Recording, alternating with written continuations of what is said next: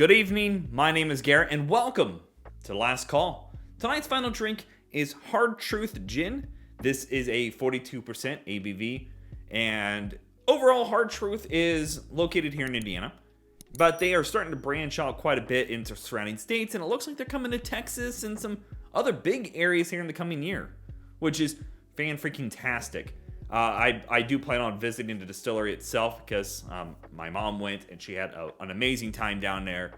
And Hard Truth itself, you can find all sorts of different things. They have an Irish whiskey. They have all sorts of different types of whiskeys. They have super aged whiskeys, gins, vodkas, rums even. So as I'm reviewing their company, I will be putting their links above and down below for you to enjoy. And some other gins, especially for this one. But Hard Truth was one of those gins that I really, really loved. And I've gotten a couple different bottles over the time because I feel like they do a fantastic job with it. And to me, gin is always going to have a special place in my heart because it was kind of my first step into liquor itself. Before I got into whiskeys and rums and everything else, I sipped on gin now and again. Just because it was easier to mix with things for me. I love citrus. So gin was kind of a nice loving spot for me. So, as always, we're going to be trying this two different ways. First way, neat, no ice, no water. Second way, we'll add a couple drops of water, see if anything changes with it. Wow, that was a pop. It was a brand new bottle. Woo, that was under some pressure. Now, under most circumstances, gin, doesn't really change too much with adding water. But we're going to do it just because we can. Beautiful, clear. I mean, that is just a beautiful, clear color to it. Gorgeous. Let's go for notes. Low ABV on the nose. You do get a little bit of it. That tends to happen with your gins. Beautiful, beautiful juniper. But it's not like punch you in the face kind of juniper. It's more like a little loving slap. Just a little tease. But you also get, that beautiful pine note and gorgeous citrus bowl. Like lemon, lime, maybe just a hint of orange in there. A little earthy quality to it. This would be like almost earth, like tree sap quality on the nose. Don't know why my brain went that way. But it's almost like if you've ever been around pine trees and you have or any kind of tree, I should say, and you have some sap and you accidentally get some on your hands, how it smells. Yeah. With a little bit of a toasted note in there too.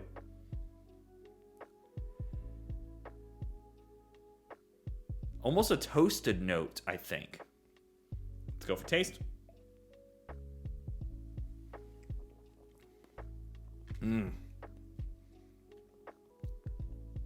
Oh, that's so good. Little to no ABV on the taste there. Beautiful, beautiful citrus. The juniper really doesn't come through too strong on the taste, which some people will love because that usually is the thing that turns them off the gin is that punchy, bitey juniper. It shows up a little bit, but initially you get this beautiful orange and a little bit of orange and that lemon lime combo just all swirling around there. And interesting enough, that toasted quality I'm coming across, it's there in the taste.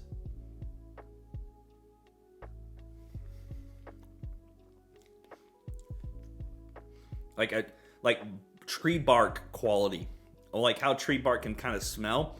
It's coming across in the palate. That is super interesting. I've never sat in, as many times as I've had this, I've never sat down with it like this.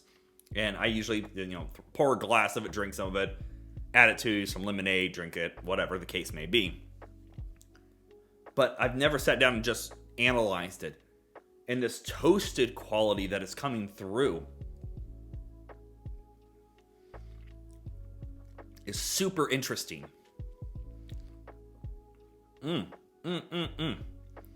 It's giving me almost graham cracker quality.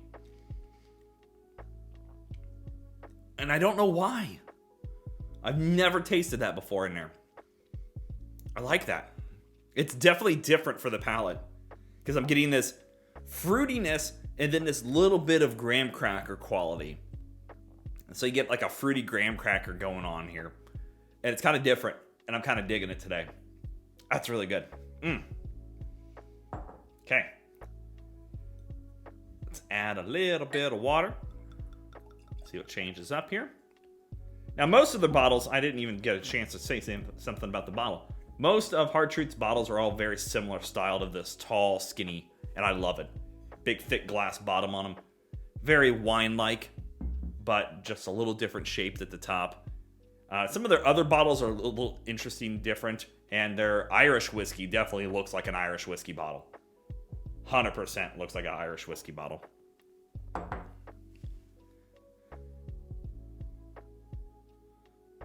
See what changes up here. Again, I don't expect too much to change, but you never know.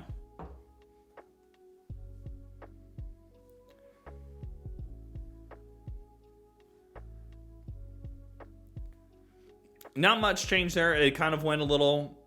It's this dialed back about 40%. You still get that beautiful... Actually, no, I take that back. Hold on. The juniper is dialed down. Yeah. No, I'm right. It's about 40% dialed back overall.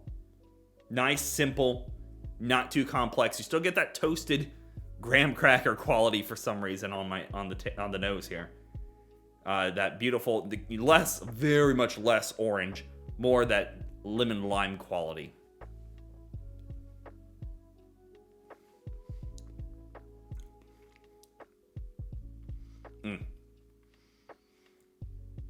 Almost identical in the taste, though.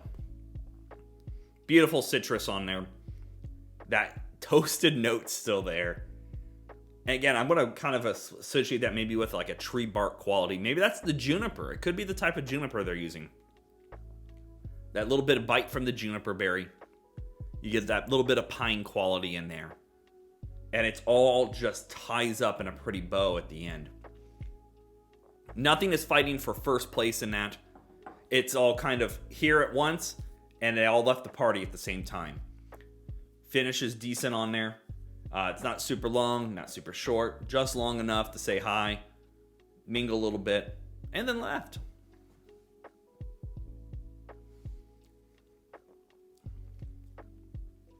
Yeah, that's nice and just simple. Little to no ABV on the taste as well. Just a good, solid gin. All right, let's talk about market price, because we all know market price is market price. Especially being an Indiana region one, you may have a harder time finding this if you are on the hunt for it.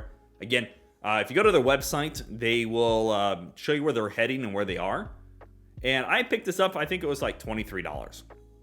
I think for a $23 gin, this hits right at home.